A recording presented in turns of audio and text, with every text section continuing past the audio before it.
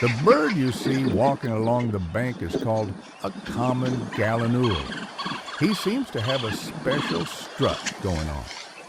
The bigger bird, laying on the shore, is called an American Coot. I was watching a YouTube video that took place in the Bayous of Louisiana, and they were hunting the common gallinule and shot several. They were planning to cook them up for dinner.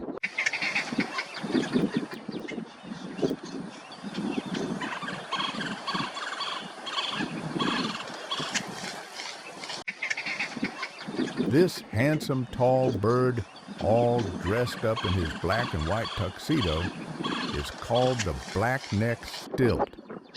Now, I personally think these are some cool birds.